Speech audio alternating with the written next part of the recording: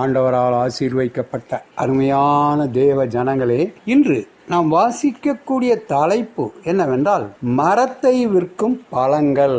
ஆவியின் கனியோ அன்பு, சந்தோஷம், சமாதானம், நீடிய பொறுமை, தயவு, நற்குணம், விசுவாசம், சாந்தம், இச்சை அடக்கம். கலாத்தியர் 5வது அதிகாரம் 22வது வசனமும் 23வது வசனமும். ஒரு தோட்ட முதலாளி பேரி மரங்களை விற்க முற்பட்டார். அதற்கு பல முறைகளை கையாண்டார். அவற்றின் செடிகளை வரிசைப்படுத்தி அடுக்கி வைக்க வேண்டுமா?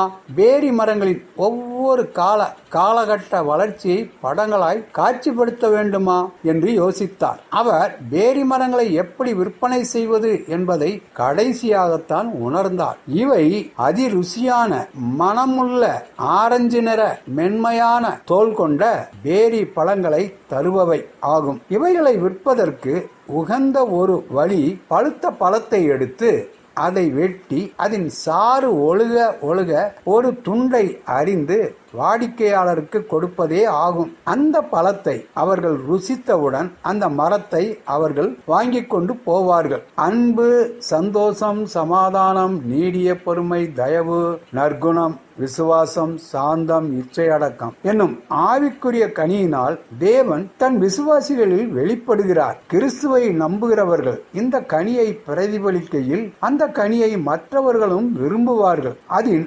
ஆதாரத்தையும் அறிய முற்படுவார்கள். நம் வாழ்வில் பரிசுத்த ஆவியானவரின் உள்ளார்ந்த தாக்கமே இந்த கனியின் வெளிப்பாடு ஆகும். பிறருக்கு நம் தேவனை பிரதிபலிக்க உதவுவதே இந்த கனிதான். பச்சை இலைகளுக்கு மத்தியில் இந்த பேரி கனிகள் பிரகாசமாய் தெரிவது போல இங்கே உணவு இருக்கிறது, இங்கே ஜீவன் இருக்கிறது. உங்களுடைய பலவீனத்தில் இருந்தும் சோர்வில் இருந்தும் விடைபெறுவதற்கு இங்கு வாருங்கள், வந்து தேவனை சந்தியுங்கள் என்று ஆவியின் கனி பசியோடு இருக்கும் உலகை அழைத்து கொண்டிருக்கின்றது. கூறினவர் எலிசா மார்கன். எது உங்களை முதலில் இயேசுவிடம் ஈர்த்தது?